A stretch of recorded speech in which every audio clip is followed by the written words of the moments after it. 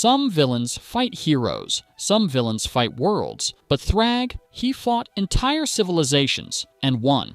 Grand Regent Thragg wasn't just another Viltrumite warlord, he was their perfect creation. Strength without weakness, intellect without mercy, and loyalty only to the Empire's brutal doctrine. He didn't just kill enemies, he crushed legends, he erased species, and he nearly ended the last hope for freedom in the entire galaxy. Today, we're diving deep into the monster behind the mustache, the villain so powerful that even Omni-Man, the fiercest champion Earth had ever faced, trembled at the thought of defying him. From his first chilling command to his final desperate battle, Thragg wasn't just a villain, he was inevitability. This is everyone that Thragg killed and why it matters. Thragg's kill count isn't just impressive, it's historic. While Mark Grayson was still struggling to balance homework and hero work, Thragg was out there wiping civilizations off the star maps. He didn't kill because he lost control, he killed because it was efficient. Starting with the Viltrumite Civil War, Thragg slaughtered dozens of his own kind.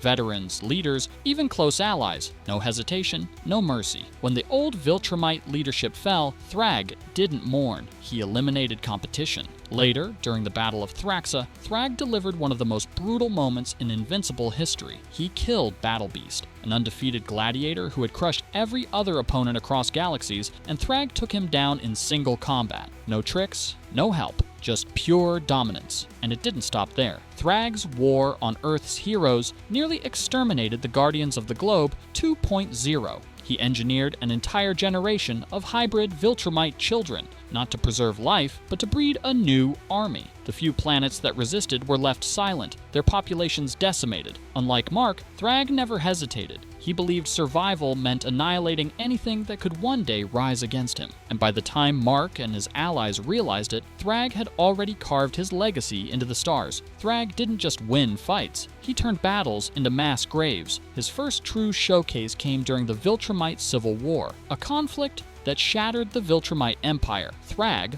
once Grand Regent, stood alone against an entire council of elites, and he didn't lose, he eradicated them. Later, when Earth dared resist, Thragg didn't bother with politics or ultimatums. At Thraxa, in one of the most infamous duels in Invincible history, he clashed with Battle Beast, a warrior so ferocious that even Omni-Man barely survived their first encounter. This wasn't just a brawl, it was a massacre. Battle Beast fought like a force of nature, delivering wounds that would have ended any other being. But Thragg endured it all. He wore down the living legend and, in a shocking, brutal finish, ripped Battle Beast open with his bare hands. No honor duel, no respect for strength, just survival of the most ruthless. And when it came to his final campaign against Mark Grayson and Omni-Man, Thragg pushed himself beyond any limit. He ambushed Nolan, delivering a mortal wound that left Omni-Man broken and helpless. He didn't just outfight Mark, he outlasted him, driving him to the brink of death across battlefields,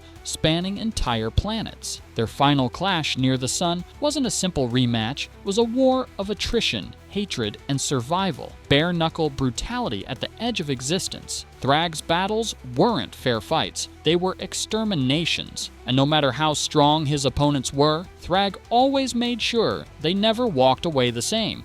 Thragg didn't start as a monster, he was made into one. Born through ruthless Viltrumite eugenics, Thragg was genetically engineered for one purpose: to be perfect. From the moment he could walk, he was trained not just in combat, but in doctrine. Strength wasn't a tool, it was the only virtue. Mercy was weakness. Doubt was treason. As Grand Regent, Thragg upheld the Viltrumite Empire's bloody legacy. He was cold, calculating, and utterly loyal, until loyalty itself became a liability. After the Viltrumite homeworld's destruction and the collapse of centralized power, Thragg saw what others couldn't. The old ways were dead. If Viltrumites wanted to survive, they needed to evolve, and that evolution demanded sacrifice, of tradition, of mercy, of anyone who couldn't keep up. His fall wasn't a sudden turn to villainy, it was a logical progression. Thragg abandoned what little humanity he had left, embracing pure pragmatism. He bred hybrids not out of love, but necessity. He waged wars not out of hatred, but inevitability. By the time Mark confronted him, Thragg wasn't just another warlord. He was the inevitable outcome of a civilization built on conquest, a living weapon honed by centuries of survival and slaughter. Thragg didn't betray Viltrumite ideals, he perfected them.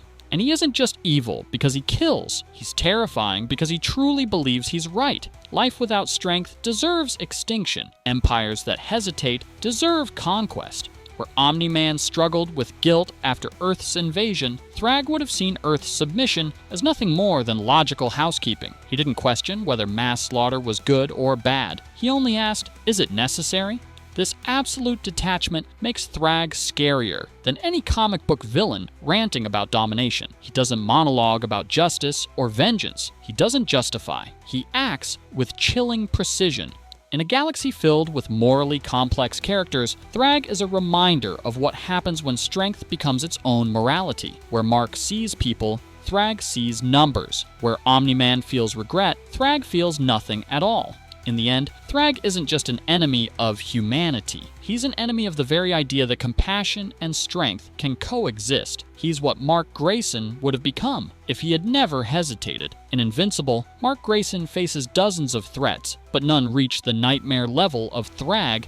Omni-Man broke the world's heart. Conquest broke Mark's body. But Thragg broke everything. Conquest was brutal, but he fought for the thrill. Anissa was loyal, but twisted by ideology. Robot betrayed trust for what he believed was a greater good. Thragg stood apart because he had nothing to prove. He didn't seek glory, pleasure, or validation. He wasn't driven by rage or trauma. He moved with the cold inevitability of a glacier. Slow, unstoppable, and uncaring toward what was crushed beneath him. Even when compared to the immortal General Craig or even Angstrom Levy, no other villain combined Thragg's tactical brilliance, physical domination, and moral detachment. He wasn't chaos like Angstrom. He wasn't corrupted ambition like Robot. He was pure, strategic annihilation, the logical endpoint of Viltrumite doctrine, weaponized in its purest, most horrifying form. Facing Thragg wasn't just fighting a villain, it was fighting destiny itself. And for Mark Grayson, Thragg became a constant reminder what he could become if he ever lost sight of compassion. Even among fans, Thragg holds a legendary place. He's the benchmark for ultimate villainy in Invincible lore.